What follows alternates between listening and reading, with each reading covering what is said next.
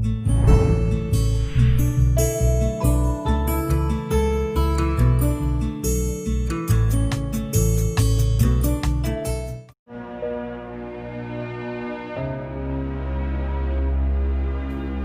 पुरानी बात है।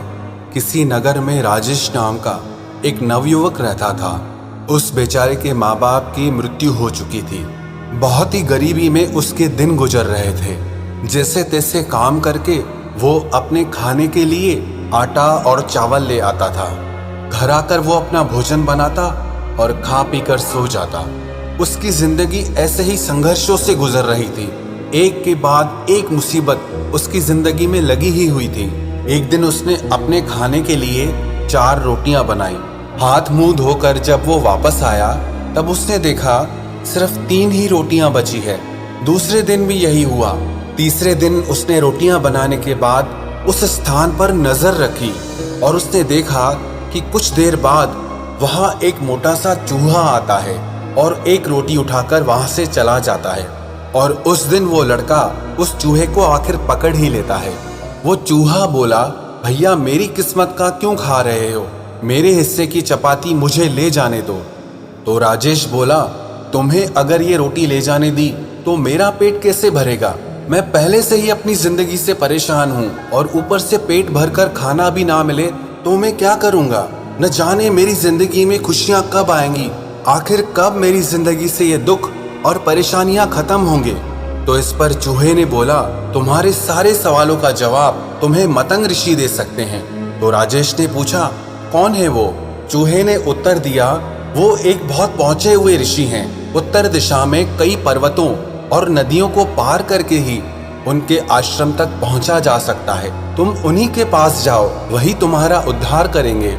राजेश चूहे की बात मान गया और अगली सुबह ही खाने पीने की गठरी बांधकर उस ऋषि से मिलने के लिए निकल पड़ा।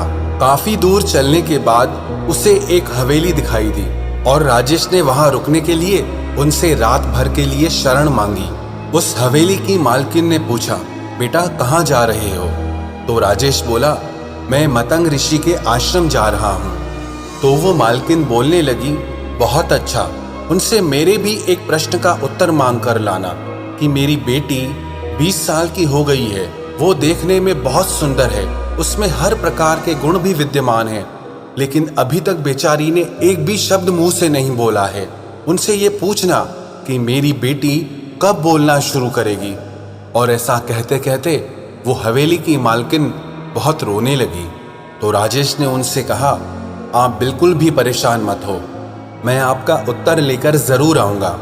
अगले दिन राजेश आगे की यात्रा के लिए निकल पड़ा। रास्ता बहुत ज्यादा लंबा था। रास्ते में उसे बड़े बड़े बर्फीले पहाड़ मिले। उसे समझ नहीं आ रहा था कि कैसे पार करूं और समय बीतता जा रहा था। तभी उसे मार्ग में एक तांत्रिक दिखाई दिया जो वहां पर बैठकर तपस्या कर रहा था। राजेश तांत्रिक के पास गया और उनसे बोला कि मुझे मतंग ऋषि के दर्शन के लिए जाना है और ये रास्ता तो बहुत परेशानी वाला लग रहा है, मैं आगे कैसे जाऊं? तो उस तांत्रिक ने कहा, मैं तुम्हारा सफर आसान बना दूंगा, पर तुम्हें मेरे एक प्रश्न का उत्तर लाना होगा। तो राजेश उनसे कहने लगा, अगर आप मुझे वहां पहुंचा सकते हैं तो आप खुद वहां क्यों नहीं चले जाते? तो वो तांत्रिक कहने लगा कि अगर मैंने इस स्थान को छोड़ा तो मेरी तपस्या भंग हो जाएगी। तो राजेश ने उनसे कहा, आप मुझे अपना प्रश्न बताएं, मैं आपका उत्तर जरूर लेकर आऊंगा।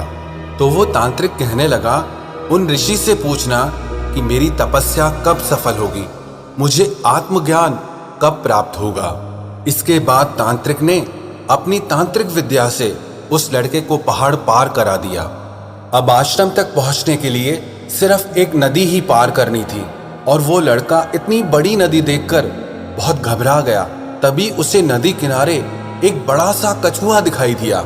उस लड़के ने कछुए से मदद मांगी, आप मुझे अपनी पीठ पर बैठाकर नदी पार करा दीजिए। कछुए ने कहा, ठीक है, मैं तुम्हारी मदद जरूर करूंगा। जब दोनों नदी पार कर रहे थे तो कछुए ने पूछा, तुम कहाँ जा रहे हो? तो उस लड़के ने उत्तर दिया, मैं मतंग ऋषि से मिलने जा रहा हूँ। तो कछुआ कहने लगा, ये तो बहुत अच्छी बात है, क्या तुम मेरा एक प्रश्न उनसे पूछ सकते हो? तो राजेश ने बोला, हाँ, मैं उनसे आपके प्रश्न का उत्तर जरूर लेकर आऊंगा। तो वो कछुआ कहने लगा, मैं एक असाधारण कछुआ हूँ जो समय आने पर ड्रैगन बन सकता है। मैं 500 सालों से इसी नदी में हूँ और ड्रैगन बनने की कोशिश कर रहा हूँ, लेकिन मैं कब ड्रैगन बनूंगा इस प्रश्न का उत्तर तुम उनसे पूछ कर आना। नदी पार करके कुछ दूर जाने पर मतंग ऋषि का आश्रम दिखाई देने लगा। आश्रम में प्रवेश करने पर शिष्यों ने उस लड़के का बहुत स्वागत किया। संध्या समय पे उस ऋषि ने राजेश को अपने दर्शन दिए और उनसे बोलने लगे, हे पुत्र, मैं तुम्हारे किसी भी 3 प्रश्नों का उत्तर दे सकता हूँ, तुम अपना प्रश्न पूछो। वो बहुत सोच में पड़ गया कि वो अपना प्रश्न पूछे या उसकी मदद करने वाली मालकिन, तांत्रिक और कछुए का प्रश्न पूछे। वो अपना प्रश्न पूछना चाहता था, पर उसने सोचा कि उसे मुसीबत में मदद करने वाले लोगों का उपकार नहीं भूलना चाहिए। उसे ये नहीं भूलना चाहिए कि उसने उन लोगों से उनके प्रश्न का उत्तर लाने का वादा किया है। उसी पल उसने निश्चय किया कि वो खूब मेहनत करेगा और अपनी जिंदगी को बदल देगा। लेकिन इस समय पर उन 3 लोगों की जिंदगी में बदलाव लाना बहुत जरूरी है। और यही सोचते सोचते उसने ऋषि से पूछा, हवेली की मालकिन की बेटी कब बोलना शुरू करेगी? तो ऋषि ने जवाब दिया, जैसे ही उसका विवाह होगा वो बोलना शुरू कर देगी। फिर उसने दूसरा प्रश्न किया कि तांत्रिक को मोक्ष कब प्राप्त होगा, आत्मज्ञान कब प्राप्त होगा? तो ऋषि उत्तर देने लगे, जब वो तांत्रिक अपने तंत्र से प्राप्त की हुई सारी शक्तियां, सारी सिद्धियां किसी और को दे देगा तो उसी क्षण उसे आत्मज्ञान की प्राप्ति हो जाएगी, मोक्ष की प्राप्ति हो जाएगी। फिर उसने प्रश्न किया कि वो कछुआ ड्रैगन कब बनेगा? तो ऋषि ने उत्तर दिया, जिस दिन उसने अपना कवच उतार दिया वो उसी वक्त ड्रैगन बन जाएगा। वो लड़का ऋषि से उत्तर जानकर बहुत खुश हुआ और अगली सुबह वो उन ऋषि का धन्यवाद देकर के वहां से निकल गया। वापस रास्ते में कछुआ मिला। उसने उस लड़के को नदी पार करा दी और अपने प्रश्न के बारे में पूछा। तब राजेश ने कछुए से कहा, अगर तुम अपना कवच उतार दो तो तुम इसी समय ड्रैगन बन जाओगे। जब उस कछुए ने ये उत्तर सुना तो वो बहुत खुश हो गया और कछुए ने जैसे ही कवच उतारा उसमें से ढेरों मोती झड़ने लगे। कछुए ने वो सारे मोती राजेश को दे दिए और कुछ ही पलों में वो ड्रैगन में बदल गया। वो बहुत खुश था। उसने फौरन उस लड़के को अपने ऊपर बिठाया और सारी बर्फीली पहाड़ियां पार करा दी। थोड़ा आगे जाने पर उसे तांत्रिक मिला। राजेश ने तांत्रिक को ऋषि की सारी बात बता दी कि जब आप अपनी तांत्रिक विद्या, अपनी शक्तियां किसी और को दे देंगे तो आपको उसी क्षण मोक्ष की प्राप्ति हो जाएगी, आत्मज्ञान की प्राप्ति हो जाएगी। तो वो तांत्रिक बोला, अब मैं कहाँ किसे ढूंढने जाऊंगा? ऐसा करो, तुम ही मेरी विद्या ले लो। और ऐसा कहते ही उस तांत्रिक ने अपनी सारी शक्तियां उस लड़के को दे दी और अगले ही क्षण उसे मोक्ष की प्राप्ति हो गई। राजेश वहां से आगे बढ़ा और तांत्रिक से मिली शक्तियों के दम पर वो क्षण भर में ही हवेली पर पहुंच गया। और हवेली की मालकिन ने उसे देखते ही पूछा, क्या बताया ऋषि मतंग ने मेरी बेटी के बारे में? तो वो लड़का कहने लगा, जिस दिन आपकी बेटी की शादी होगी वो अपने आप बोलने लग जाएगी। मालकिन बोली, तो देर किस बात की है? तुम इतनी बड़ी खुशखबरी लाए हो, भला तुमसे अच्छा लड़का इसके लिए और कौन हो सकता है? उस हवेली की मालकिन ने उन दोनों की शादी करा दी और सचमुच वो लड़की बोलने लग गई। राजेश अपनी पत्नी को लेकर अपने गांव पहुंचा। उसने सबसे पहले उस चूहे को धन्यवाद दिया और अपनी नई हवेली में उसके रहने के लिए एक जगह भी बनवा दी। कभी अपनी जिंदगी से हार चुके राजेश के पास आज सब कुछ था। धन दौलत था, परिवार था, ताकत थी। उसने सब कुछ प्राप्त कर लिया था क्योंकि उसने अपने प्रश्न का त्याग कर दिया था और दूसरों के बारे में सोचा था। ये जिंदगी भी ऐसी ही है।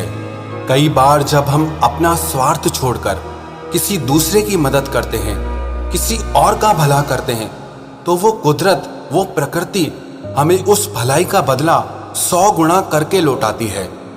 हम चाहे माने या ना माने इस बात को, लेकिन जो भी हम कर्म करते हैं, अच्छा या बुरा, सही या गलत, उन कर्मों का फल हमें जरूर मिलता है। अगर आपने किसी के साथ भलाई की है, अच्छाई की है, तो विश्वास रखना उस भलाई का फल, उस अच्छाई का फल एक दिन आपको जरूर मिलेगा।